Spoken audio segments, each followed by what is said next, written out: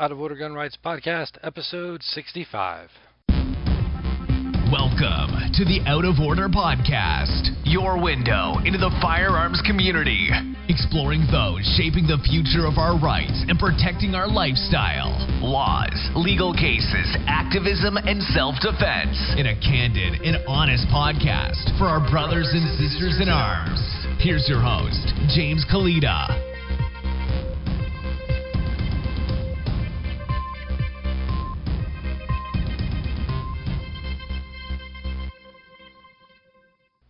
Thanks for tuning in to episode 65 of the Out of Order Gun Rights Podcast. Today's sponsor is the Out of Order Gun Rights Podcast, so please head over to the show notes page, outoforderjameskalita.com/65, and consider becoming a supporting listener of the show.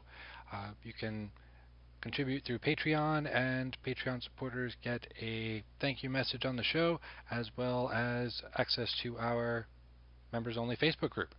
Today's guest is Laura Carno. Laura is the founder of Faster Colorado, an organization that trains teachers to defend students against mass killings. And she's also the author of Government Ruins Almost Everything. And now, here's Laura. Laura Carno, welcome to the show. Hey, thanks so much for having me on. I appreciate it. Oh, my pleasure. Thanks for coming. So, Laura, you are the founder of Faster Colorado. Would you tell us a little about that organization? Sure thing. So Faster Colorado is a training program for armed school staff, and there are thousands and thousands of armed school staff across the country. Here in Colorado, we offer this training. We raise money so that if schools can't afford it, they can go through. But it is absolutely world-class training. It's taught by active duty law enforcement trainers, guys with SWAT experience. They have all trained cops in their background. And we teach these educators, so it's teachers and other school staff members, how to stop an active killer and also to administer life-saving medical treatment so that if it's a long time before paramedics get cleared to enter a school, lives can be saved medically as well. Wow. And so was there a particular event that inspired you to start the program? Oh, my goodness. So in 2016, the folks who started Faster Training in Ohio, and they started it in the days just following Sandy Hook, and I know some of those folks from when they came out to Colorado in 2013 and helped us to recall some state senators over their gun control bills. And so we met during that campaign, and a couple years later they invited me to come out and actually see a Faster class in Ohio. And, you know, I'd always believed that more armed good guys can stop crime, and, you know, whether that crime happens in a school or outside of a school, I've always believed that. What changed for me is when I went to Ohio, went through the class and met the school staff members that were going through, and I was completely blown away. These are people who, if they don't have a firearm, they would put their body between bullets and children, and not their own kids, by the way, other people's children. And they blew my mind. I had never met heroes like this, and I thought, gosh, the state that had Columbine High School, the one that not started it all, but really put school shootings into the minds of everyone. Why don't we have the safest kids in the country? And so I came back. A coworker described me as a woman possessed to get this done in Colorado. And so a year later, we had our first class. That was last year. This year, we've just completed 3 classes, and I'll be putting another one on the books for fall, just due to the demand. Wow. And have you? I imagine you have, but have you met resistance from the school districts and the school staff, and how have you dealt with that? Yeah, so it's interesting. In Colorado, it's been lawful for 15 years for school boards to designate individuals in their school to be armed on campus. And so the law has been out there an awfully long time with no negative results. What we're doing is offering training, and in many cases, free training. So there's, objections that could be out there we don't have because it's already the law. and the fact that, lots of people say, well, gosh, teachers are already buying school supplies out of their own pockets, which is true in a lot of cases. Where are we going to find the money for this? And that's why we raise private money to help with scholarships for folks that can't afford it. But there are some things out there that the side that is against this policy do object to, and many of these things are myths. So the biggest one is you can't make teachers carry a gun, and that is the number one biggest myth. Nobody, not in Colorado, not Ohio, nowhere around the country, nobody has ever said we will make school staff members carry a gun. It's patently ridiculous. What happens is when a school board decides that they're going to authorize staff, is the administrators look for volunteers. And I have yet to speak to a superintendent who says, gosh, I needed volunteers and I didn't get enough. It's quite the opposite. They think they're going to need 5 or 10 or whatever the number is for their size school, and they end up getting more than they think. And that's probably because talking about being a concealed carry holder isn't very popular conversation in the teachers' lounge. So, but here in Colorado, about 9% of adults have a concealed carry permit, and it would be silly to think that none of those people work in schools. Lots of them do. So. Yeah, and that's interesting that they do get the volunteers, because I would have thought that it might be limited to 1 or 2, closet conservative folks in the schools that would volunteer. And I'm just thinking about my own experience growing up. I can envision 2 teachers, maybe from my grammar school and high school combined, that I would see carrying. But it almost makes me wonder if that stereotype of teachers being anti-gun is also a myth. That Yeah, and I think like I said with the teachers' lounge, if most of the people that work in a school are going to lean in the anti-gun direction, if you're a pro-gun school staff member, you're just not going to bring it up. So it's sort of that silent. It's still a minority for sure, but that silent minority.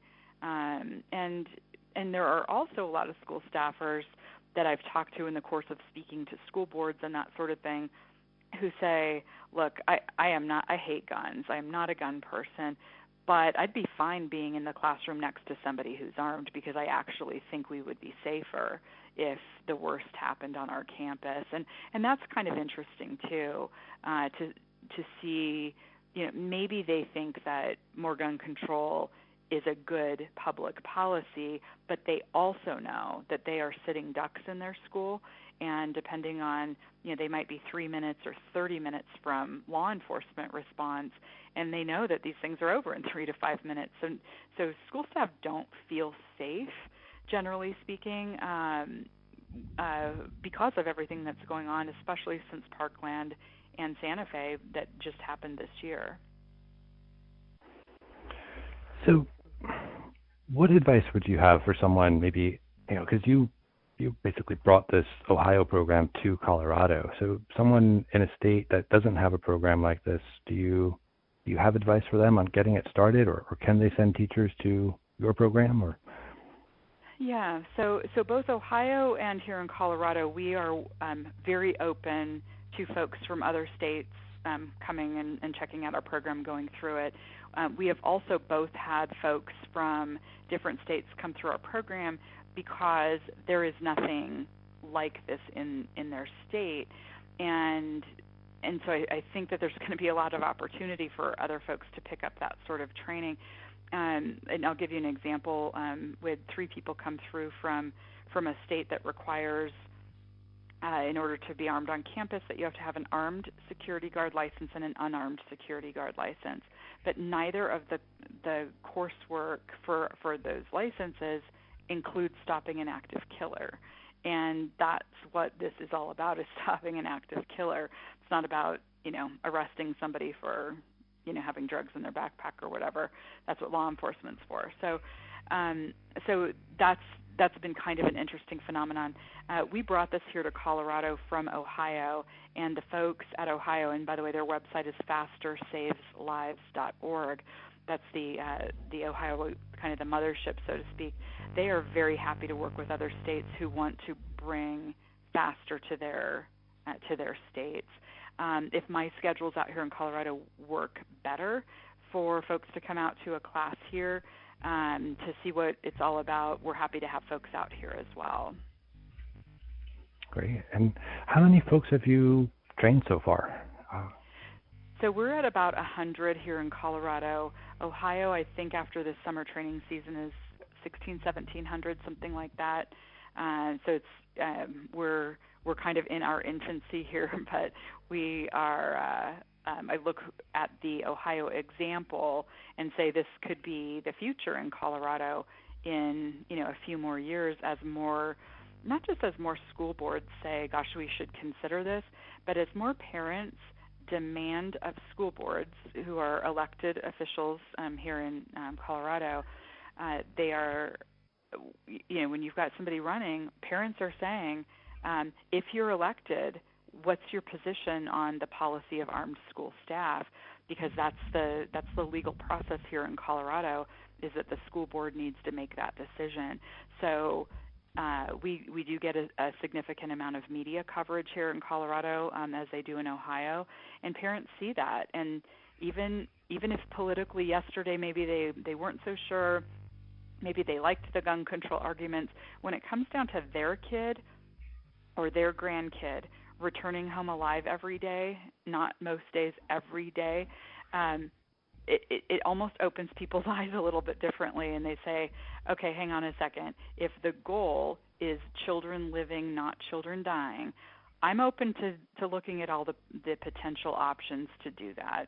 And so that, I see that as activity that's going to be increasing as the years go on. Parents are going to see that it's happening in a different school, but not in their kids' school, and they will demand that they talk about the policy.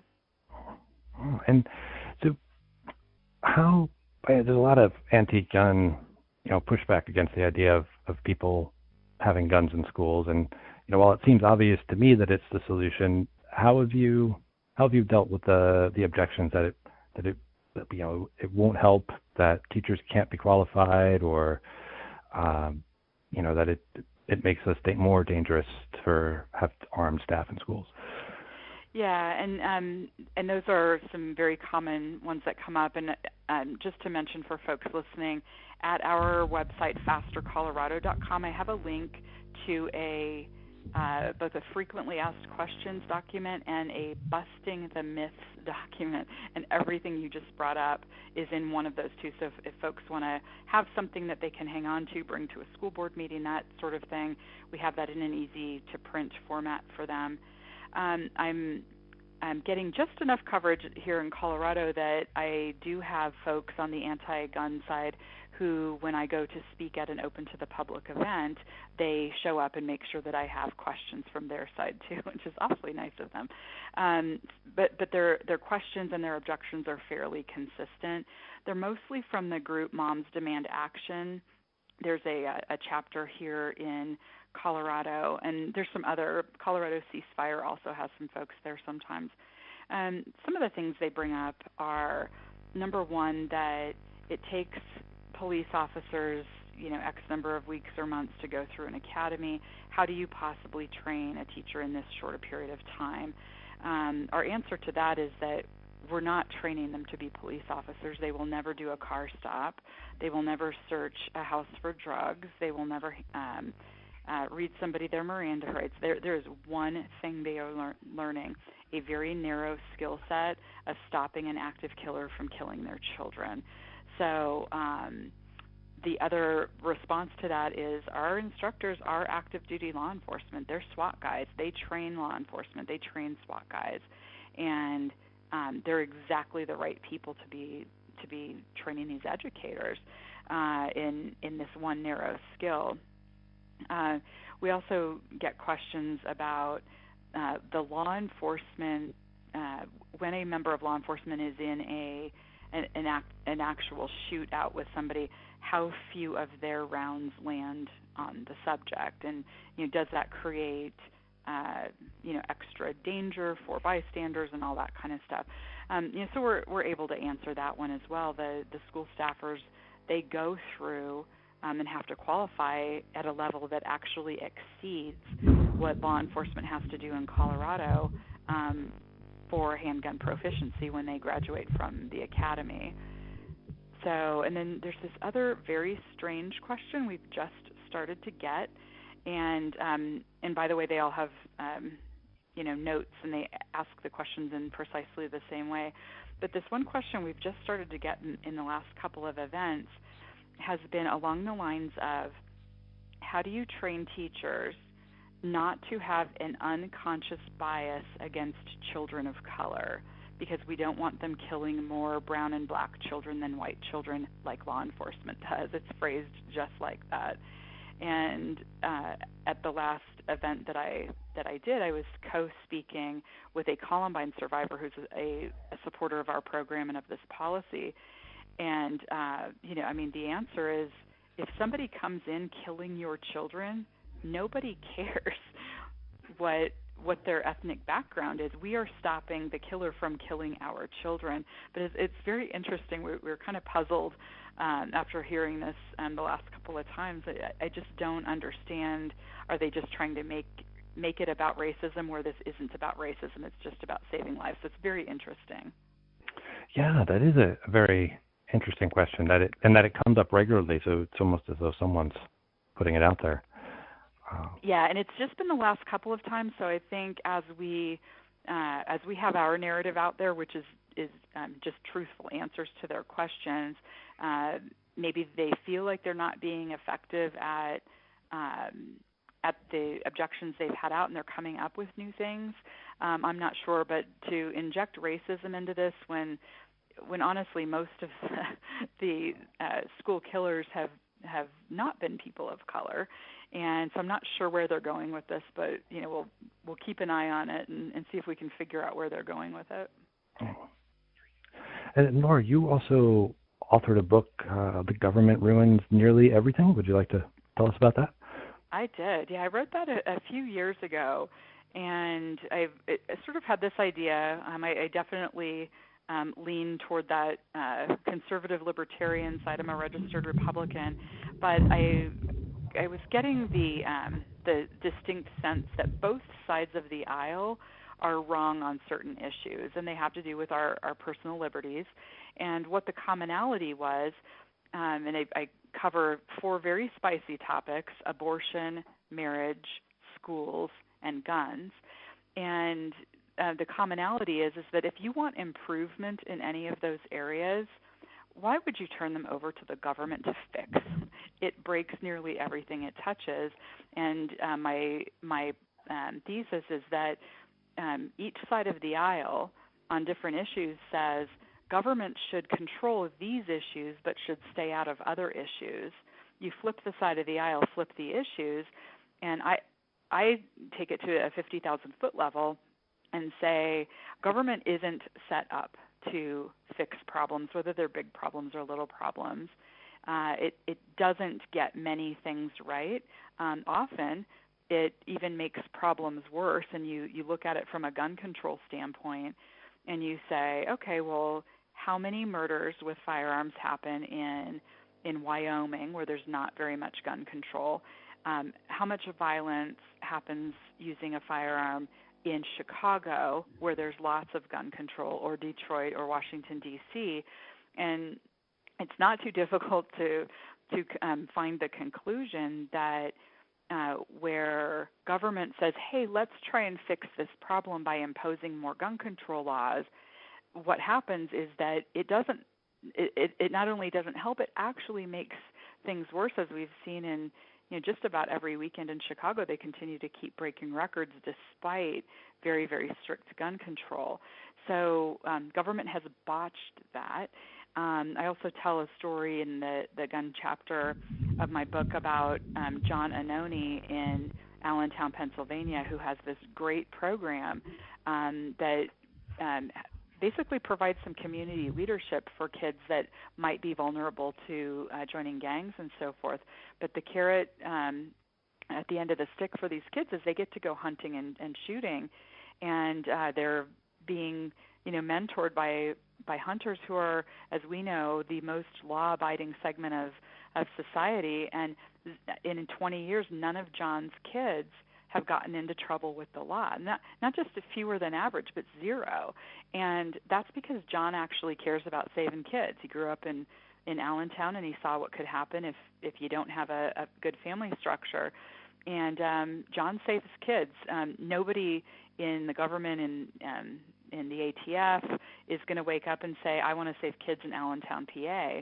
But John Annoni does just that with Camp Compass Academy. And so I tell, I describe why the government can't fix it, and then tell what I believe are very hopeful stories of people who are actually fixing these problems outside of government. Great. Thank you. And I really appreciate you coming on the show. For the show notes page, I have fastersaveslives.org. What other links should I put up there? Yeah, so fastersaveslives.org is sort of the mothership for faster training. Here in Colorado, we're at fastercolorado.com. And then folks can contact me, find out about my book and so forth at lauracarno.com. And you mentioned that there were some guides that they can download at fasterco.com. Faster Colorado, yeah. Oh, Colorado all the way spelled out. Yeah, okay. fastercolorado.com. There's some links in there. And as I mentioned, we do a bunch of media. There's a link there to a 10-minute segment I did it with a Denver TV station, just talking about that's gotten quite a lot of play around the country on, how do we talk about this topic without, sounding like we're paranoid people, because we're not. We're just very rooted in reality. Sure. And that was what I meant to ask you, too. Are you finding that, as you mentioned Denver, are the cities within Colorado adapting this as readily as the more rural areas? Yeah, great question. So rural areas have always been the early adopters to these policies, given law enforcement response times, and that many of the folks that work there grew up on farms and ranches, and owning firearms is not unusual to them. Colorado's law says that you have to be approved by your school board or your charter school board. So if you're a charter school within a big school district, even if that big school district is opposed to this policy, charter schools can make that approval just with their charter school board. So for the most part, our suburban/urban schools that have authorized staff fall into that category of being charter schools. And, I'd say that those school boards are they're smaller, they're more local, and very much in touch with parents. And their parents are demanding that children be as safe as humanly possible. Great. Well, Laura, I thank you so much for being on the show. Any parting words for our listeners? Absolutely. Thanks so much for having me. All right. Great. Thank you. Thanks again for tuning in to the Out of Order Gun Rights podcast. Today's show notes page is outoforderjamescalita.com/65. And we thank you for listening. We'll see you next time.